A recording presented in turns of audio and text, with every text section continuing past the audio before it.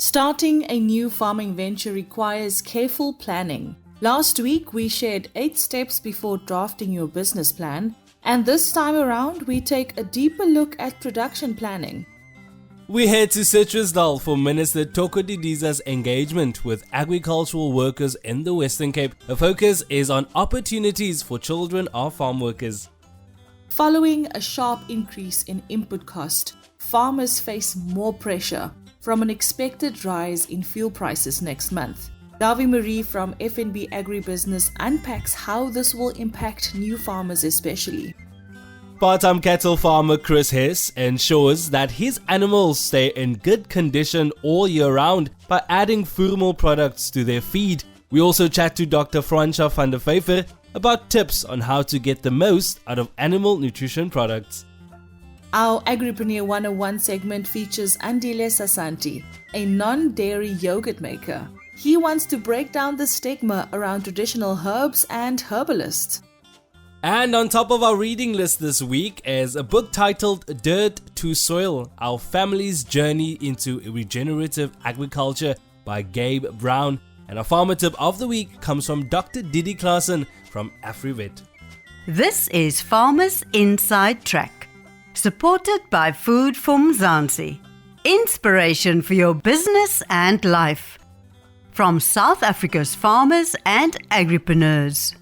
Hey, I'm Mzansi, and welcome to episode 98 of Food for Mzansi's podcast called Farmers Inside Track. I am Dawn Numdu, the editor for audience and engagement at Food for Mzansi. And joining me is my co-host Duncan Masiwa. Hey Dawn, it's election week in South Africa, and as usual, our show is jam-packed. But let's kick off the show by handing over the mic to our colleague Nicole Ludov. She deep dives into production planning and chats to a certified business advisor, Willem van Jaarsveld, about the aspects every new farmer should know. Nicole, over to you. Thank you so much, Dawn and Duncan. Willem, what is the most important thing that aspiring farmers need to remember about planning their production? The best advice I can give to an aspiring farmer that must go to the task of production planning is the following. Plan for something you know how to produce. Something that has a secure market and is adapted for the climate conditions in your area. 3 things to remember. Something you know, secure market, adapted for conditions, climate conditions in your area. In which circumstances would you recommend that a farmer hire their machinery instead of buying it, or vice versa? It is always a question that must be posed, even to yourself. And when we talk about startups, at the beginning of any startup, whether it's another business or farming, your capital is precious, and usually it is scarce. It is actually always scarce. So why and what is the advantage of hire or renting above ownership? For one, you don't need to employ so much capital to get the productive use of the equipment. For that reason, it is safer as far as own capital or even capital that you bring into your business from outside on a loan. It's safer to employ them in a rent or hire situation. The other thing is, just make sure when you hire a contractor to do work for you, that it is a trustworthy contractor. And when it is a trustworthy contractor, usually you get for the price of the equipment also knowledge of a well-trained operator coming with the machine or machines. Willem, do you know of any resources that you could recommend to farmers to consult while they plan? Yeah, they say we live in a period of time where knowledge is expanding and exploding. And we all know about Professor Google, and you can ask him any question and he will answer it for you. Coming to resources for your planning process, I think the most important is don't try to learn in the planning process. Rather, learn and relearn and learn again before you start the planning process. Otherwise, you will plan and replan without a proper base for planning. And knowledge is the foundation on which you build your planning process. So there is nowadays so many of our specialized commodity organizations that is more than willing to help a new farmer with the tricks of the trade. So there's no reason, if you are really interested in learning, that you won't get the help from somewhere. Whether it's Google, whether it's commodity organizations, or even, I think still the best learning material is the vast experience and knowledge from farmers in the region where you want to farm. Thanks, Nicole, and great having you, Willem van Jaarsveld. Now, for more on this, please visit www.foodformzansi.co.za. Next up, we share highlights from Agriculture, Land Reform and Rural Development Minister Thoko Didiza's visit this week to the Western Cape, where she engaged with agricultural workers in the Cedarburg municipality. Now, there she emphasized that children of farm workers must enter the sector by choice and not by circumstance. South Africa, like all other countries in the world, annually celebrates two most important events that relate to the agricultural sector. On the 15th of October each year, we celebrate the International Day for Rural Women, which was actually highlighted by the United Nations as the day that we must all celebrate and actually honor those who work in rural communities. This was a deliberate decision by the United Nations because of the role that rural women play in strengthening rural communities, who in the main actually rely on agriculture for their survival. A majority of these women are workers in rural industries such as agriculture and agribusinesses. It is a majority of those women who actually are the producers of all the agricultural commodities that we eat, that we export. It is because of their sweat and labor that we actually recognize the contribution of our sector. Now, I'd like to actually acknowledge the role that these women farm workers, but also farm workers in general, have played when our country actually experienced our first wave of COVID-19 and going forward. We'll recall that agriculture was one of those industries that was actually allowed to continue to work at the height of the pandemic. So these women and men braved their lives and the lives of their families and actually ensured that South Africans and communities in the Southern African region are able to have food and fiber. We know this is a start, but not the end. The other matter we deliberated upon as a department, which we feel is important, is looking at how we can support you in terms of capacity building, yourselves, but also the children, to look at a possibility of a bursary scheme working with the Department of Education so that we can support farm workers' children to be able to actually study further and be what they would like to be. We will never be able to break the cycle of poverty unless we invest in education.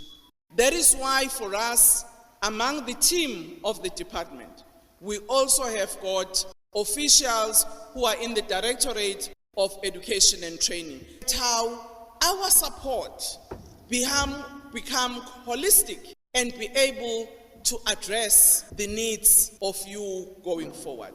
I say this as a grandchild of a farm worker. My great-mother, who gave birth to my mother, used to work in the farms in Amersfoort. And when they finally decided to go back to Swaziland, their home country, and had their small holding, she used to tell us that I made sure that all go to school so that they can never be like me and my husband and work in the farms again. Secondly, she said, go to school so that they cannot ask for an underwear from their men. What that said to me had a vision about the need for empowerment of women and girl children.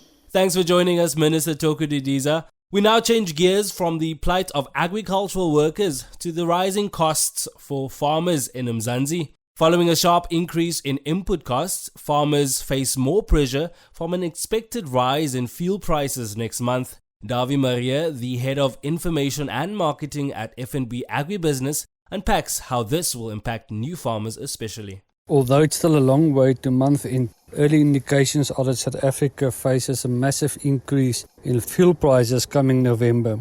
The mid-month numbers from the Central Energy Fund show a under-recovery of nearly R1 on petrol and as much as R1.40 on diesel. This points to record fuel prices for November, given that the international crude oil price has risen above $85 per barrel due to tightened supply in the Northern Hemisphere and as we enter the Northern Hemisphere winter season as well. During the first half of October, there was also a depreciation in the exchange rate, which also resulted in higher prices in terms of fuel prices. This comes at the unfortunate stage for our agricultural sector as we head into the summer planting season and we are at the back end of the winter harvesting season. Given the increase in international oil prices, we can also expect an increase in other input costs, and especially fertilizer and herbicides and pesticides, which is a derivative of the Brent crude oil process. Unfortunately, fuel is a non-discretionary cost for a farmer, as it is to the consumer as well. So unfortunately, we will definitely experience some margin squeezes on farmers as we head into the new production season. Thanks for joining us, Dawie Maree, Head of Information and Marketing at FNB Business.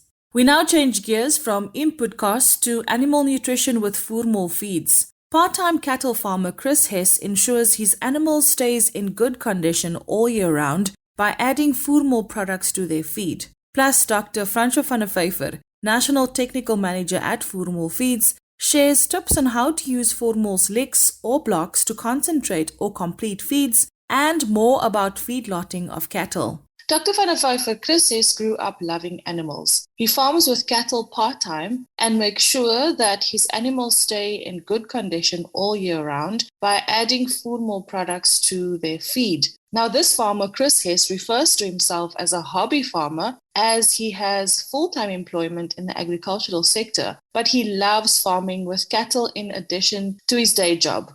There are many farmers like Chris, so how can Voermol help farmers like this to get the most out of their cattle within a limited time they have available to attend to their farm? Dr Francois. Yes, definitely. There's many part-time farmers. And I think Voermol has a range of products available ranging from licks or blocks to concentrates or complete feeds, specifically to meet the needs of any type of farmer. The primary focus of Voermol is always on delivering the best quality feed for the purposes it's required for. And then secondary to this, but maybe just as important, is the ease of use of the Voermol products. All our products are bagged feed and has clear indications printed on the bag of how to best use it on the farm. Now with concentrates, this is obviously very important as the farmer needs to know exactly how to mix and to feed the product on his farm.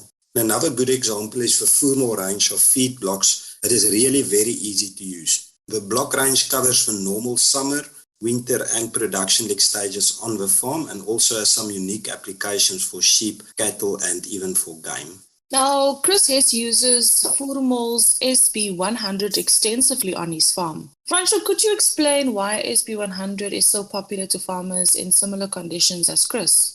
Voermol SB100 is one of Voermol's oldest and most successful concentrates for the fattening of cattle. It has been in existence since 1973 when it was first registered and has seen many upgrades through the years to keep the product right up there in terms of research and development. It might be an old product, but it uses all the modern technologies such as the inclusion of feed additives to improve the performance of animals, and it has nutrient specifications which are regularly updated according to new research on animal requirements. So conservatively speaking, anywhere between 30 and 50,000 head of cattle is produced every month using this concentrate, this SP100. So it can be used in one of two main applications, either for the smaller scale farmer or for the larger, let's call them more commercial feedlots, where the feedlot itself forms a major enterprise of a farm.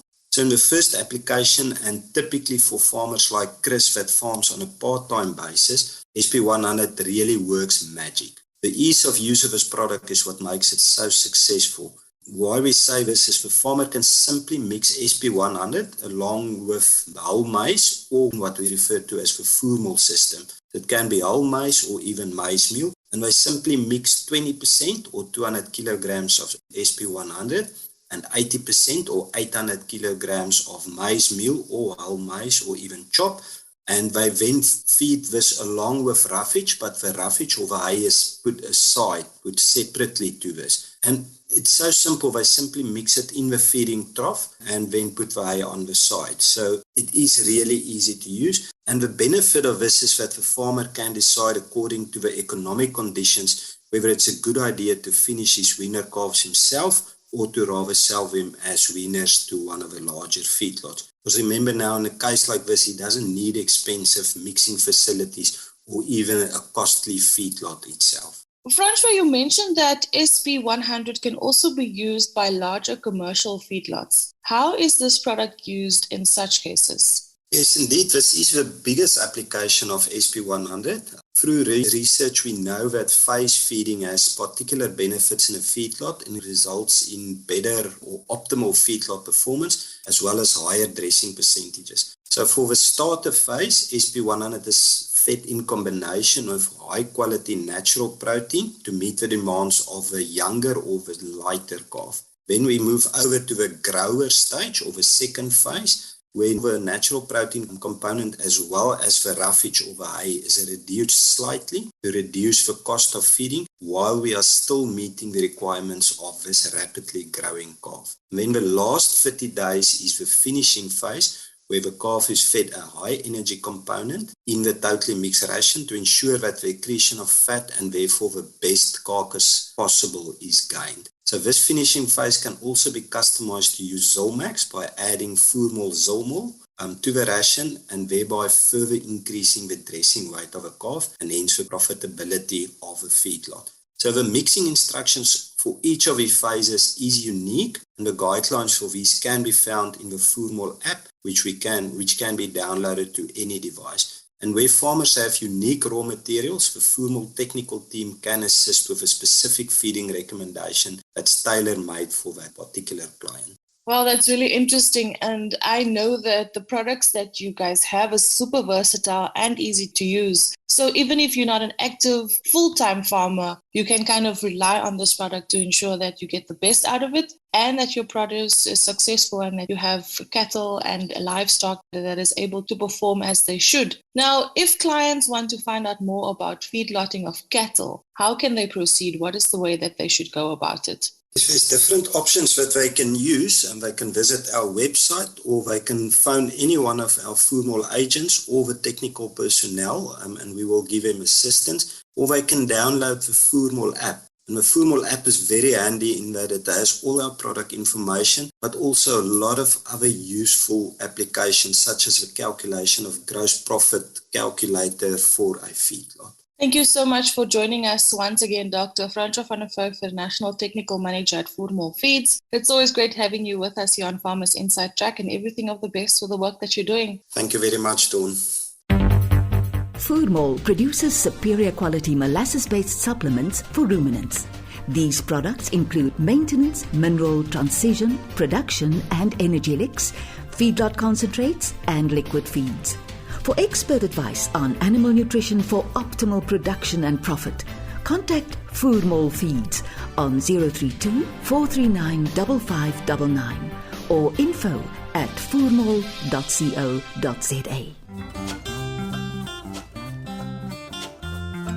Next up, our Agripreneur 101 segment features Andile Sasanti, a non-dairy yogurt maker. Now, he wants to break down the stigma around traditional herbs and herbalists through his business, Well and Well Yogurt. Andile, can you tell us a bit about how you started your Well and Well yogurt business?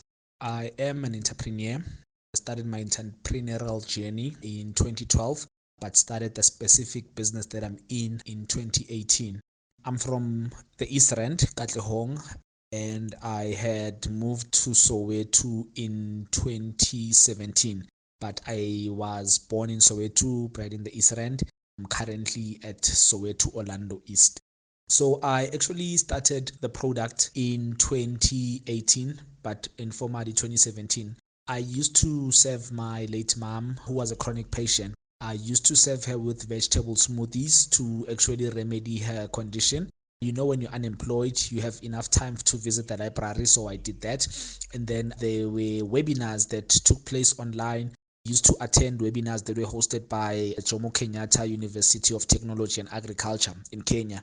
So there were webinars on fermented products that were conducted by lead researchers. So with the fermented products that were taking place there, it was your yogurt, your kombucha, your kimchi, fermented products in general. So I decided to go with yogurt because I had found much more resonance and yogurt is much more common. So I decided to experiment myself at home up until I got it right. When I got it right, it was just your normal yogurt, but I decided to now incorporate the vegetables that I used to do preparing vegetable smoothies for my late mom. So I incorporated those vegetables into the new yogurt discovery. That's when the yogurt discovery started. Very personal to me also. In 2017, I was diagnosed with hypertension. So, you know, when you are diagnosed with hypertension, you are told that you're going to be on medication for the rest of your life. So I also had to do some sort of self-introspection. I needed to now start changing the way I eat, changing the way I do things. Because you are a Kasi in the township, you don't necessarily have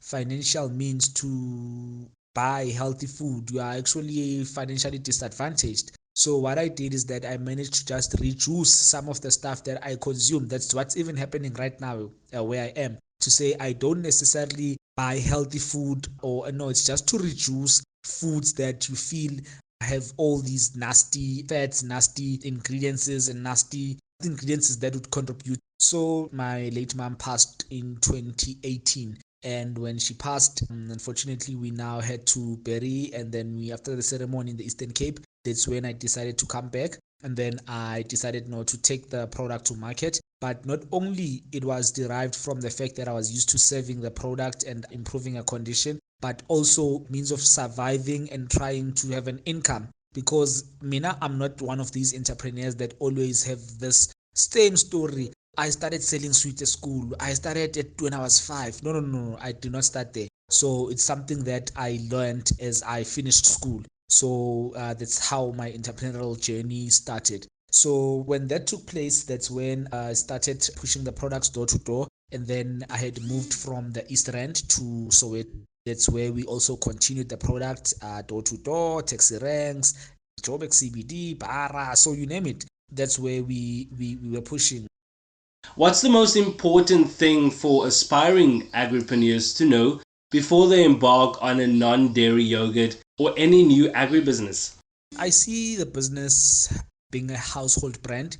I see the business helping solve South Africa's health crisis. I see the product contributing to the township economy, to the South Africa's GDP. I see the product improving and increasing its production units to at least allow for export to the continent. I see a strong collaboration with indigenous herbalists that we are currently bringing on board, but increasing the number of them coming on board, because we've partnered with indigenous herbalists to guide us in terms of herbs that we also need to use to incorporate on our product. So this by far, we are the first by far with this type of innovation. So what we've done is that we've seen that a lot of people are using indigenous herbs, but they're using them privately or in the corners. So even the indigenous herbalists associated with negativity, all the stigma that they are dirty, there's witchcraft. No. We are saying that we're going to put them in the mainstream. We're going to hold their hands and we will allow them to guide us publicly. And we're going to make that fashionable. We're going to make these herbs fashionable. We're going to make these so-called dirty herbs according to society fashionable, because these were herbs that have been used centuries. So now that's where we are headed, to say collaboration with industries that have been around for centuries, because we are a modern and new brand. So why should we now cut off our roots whereas we want to grow? It doesn't work like that. So we need to connect to our roots so that we can just move forward. So that's where we see the brand. The tips that I have for people who would like to follow the journey, I would say curiosity. Curiosity for me worked wonders, because whenever you are curious, you have this thing of looking for information. You have this thing of wanting to know how things work, how things are, why are things like this. So you're busy questioning yourself instead of accepting things the way they are. So even if you are in an unemployed state, you're curious to say, why is the state so high? You get to understand what's the problem. Now it brings you closer to what could be the solution. So curiosity goes a long way, because in a way it opens a room, a mind of possibilities without you being aware. So for me, curiosity would top that. Secondly, I would say perseverance, because perseverance for me worked wonders, because even now I'm still persevering because I've not reached where I'm going. It's not to say that when you start having interviews or when you start going wherever, there's a difference between a destination and a journey. So for us, this is a journey. It's not a destination, because once we think it's a destination, we would have this arrogance that we've arrived. So no, we're still headed where we are headed. So I would say perseverance, because with persevering, even though things are not happening according to you or your standards or your wishes or your prayers or mphahlo wako, but you persevere for things to now happen. In Zulu or Kasislang, we say ama chips ayazifraya. So you need to persevere up until ama chips azifraya, or up until things happen. So perseverance goes a long way. Third for me would be reading. Reading helps a lot, because with me, I would say that reading has had an impact, because first of all, you need to understand you cannot persevere just because you need to persevere. This is a lonely journey. And being it a lonely journey, there's a society that lives a normal life, and you are outside that normal societal life or status.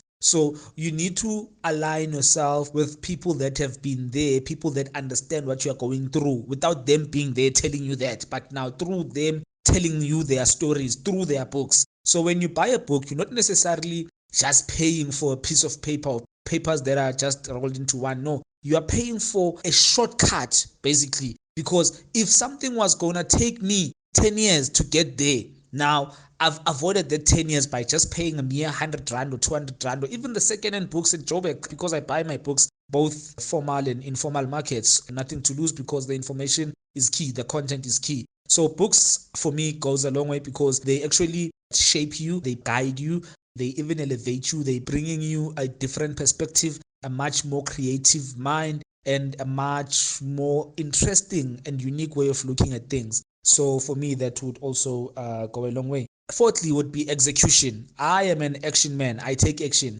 So executing is important, because if you don't execute, you will forever plan. It's time to execute. You want to start planning again for something new. So action is important, because action allows you to know where were the flaws, where the highs, to say now, okay, this is what I need to do. This is what I need to avoid. So executing, because we believe as entrepreneurs, learn from our experiences. We learn from things that have taken place. If, for example, I have started a business and then the business has failed dismally, now I would know what I need to fix because I've started. But now if I wanted to start a business and telling people that I want to own a business, I want to own it, I want its headquarters to look like this building over there. But now, how would I know that? Because I'm not looking at it one side, the glamorous side of things. So I'm short-sighted. I'm thinking near and I don't know how that would happen when I cross the robot. So I need to take action. So for me, taking action or executing is very important. It's an important one, because you can do anything, but if you don't execute, then you're still running in circles, and you won't chill with us in our circles because we take action. But the fact that you are just running in circles but not really dealing with a matter at hand. My last would be uniqueness, different. Yeah, you know, when you're different, you sort of like stand out from the rest, even though you're not too different, but just being different. Because, for example, in my sector, I produce yogurts, I manufacture yogurts, but it's not to say that I'm the only guy who manufactures yogurts. No, yogurts have been there for centuries, more than 50,000 years in Middle East. There were yogurts or fermented products. So we have just came with just a unique way. Not to say that we are also unique in South Africa. No, there are competitors of mine in Limpopo, in Soweto, Naledi, in Cape Town, in Randburg, There are competitors, there are even farmers that are doing plant-based and dairy. So I know them, but I cannot mention their names. But these are people that are also doing yogurts, and these are people that are doing vegetables, even worse. So they are also doing vegetables, but I also need to be different because we are a pool of entrepreneurs or dairy producers that are doing yogurts with vegetables. But why should Well and Well stand out? Why should this brand stand out?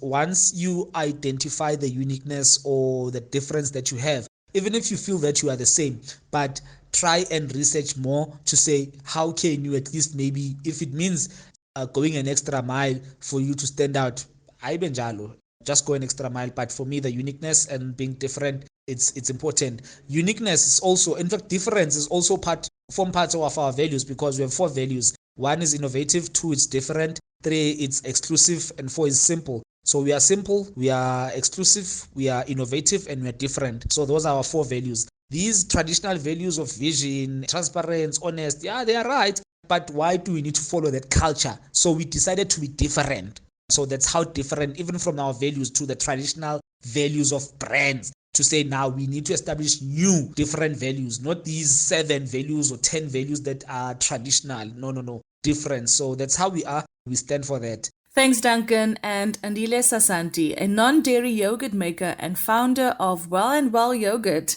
Now for our book of the week, as chosen by farmers, Dirt to Soil, One Family's Journey into Regenerative Agriculture by Gabe Brown. The author describes his journey from starting regenerative farming to becoming a world-renowned expert on the topic with a profitable mixed farming enterprise. Caroline Sampson, Head of Strategy and Sustainability at Access Bank, reviewed this book for us. Whenever the term regenerative agriculture is used, the name Gabe Brown is soon mentioned.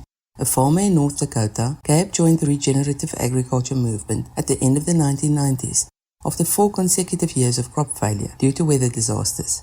Part of his motivation stemmed purely from economics, as he had to turn profitable with the lowest possible input costs. In the first part of Dirt to Soil, One Family's Journey into Regenerative Agriculture, Gabe describes his journey from new farmer to a world-renowned expert on the topic, with a profitable mixed farming enterprise. Gabe then unpacks the principles of regenerative farming and describes how he implemented each one. The principles that he covers include the need for limited soil disturbance, keeping the soil covered at all times, cultivating diversity, maintaining living root systems, and integrating animals into the operation. He is not scared to acknowledge failures and never prescriptive, telling farmers to experiment and test what works in their own environment. The principles can be applied at any scale, and even my garden will be an experiment this summer. Highly recommend this for any farmer who is interested in the topic and looking for practical ideas to implement. Agriculture is not just about farming, it's about caring, and that's an ideal worth preserving. It's yummy, it's good for you, and the whole family loves it. It's grain-filled chickens, proudly South African and mouth-wateringly delicious. Discover a world of tasty goodness and visit Grain-Filled Chickens.co.za or like our Facebook page for more. Grain-Filled Chickens, a proud member of VKB. VKB, for the love of the land.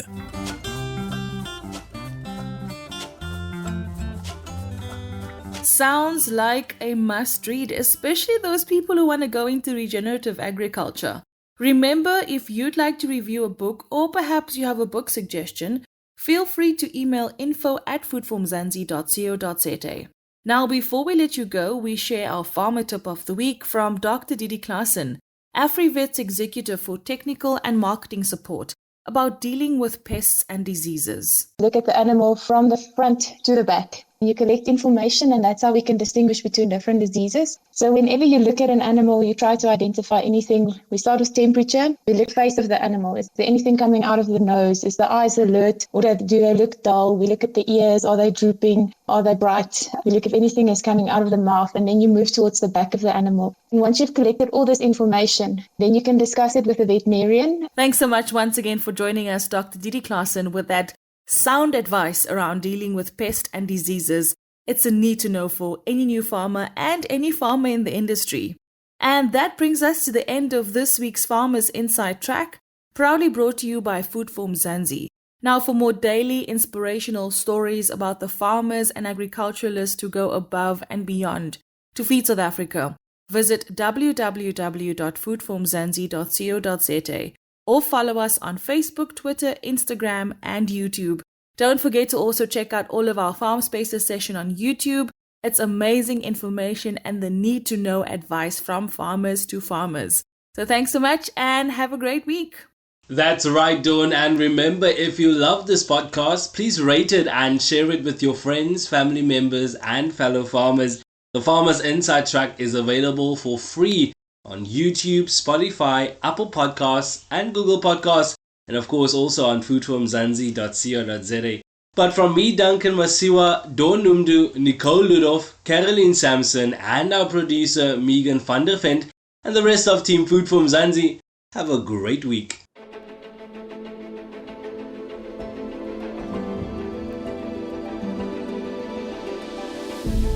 Corteva is in it for farmers, for good. As a company solely focused on agriculture, we understand the impact of climatic and soil diversity, the unique requirements of each region, each farmer, each crop, and the need for sustainability. To this, we apply our global mind. With 5,000 researchers in more than 130 countries, ensuring farmers of advanced seed technology and guarding growing investments through innovative crop protection. Local investment includes research facilities on par with the best in the world and the largest private insectary in Africa. Advanced genetic breeding is combined with intense trials, testing and refinement in different bioclimatic zones to bring forth the best in-class products. Beyond in-seed value, our on-seed applied technology, on-farm crop protection, digital and agronomic solutions are all designed to optimize farmers' productivity, profitability and sustainability. Because by being wholly devoted to agriculture, we have a deeper understanding of farming, the needs of our farmers, and the country's need for farmers. This is what drives our researchers to find new avenues for sustainable growth. It is the reason for having state-of-the-art seed production technology on home ground. Our motivation for creating effective, locally proven solutions to protect land and crops with care for the future. This is the world of Corteva in South Africa. Growing progress, enriching lives, now and for generations to come. Corteva, keep growing. You've been listening to the Farmers Inside Track podcast, supported by Food for Mzansi. For more information, find us on www.farmersinsidetrack.co.za.